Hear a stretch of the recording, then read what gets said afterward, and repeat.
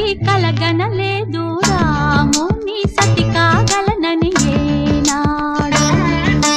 రాముడు అనుకోలేదు జానకి పతి కాగలనని ఆనాడు.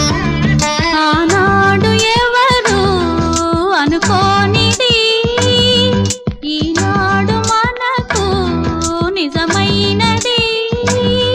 ఆ రామాయణం మన జీవన పారాయణం. రాముడు అనుకోలేదు జానకి పతి కాగలనని ఆనాడు.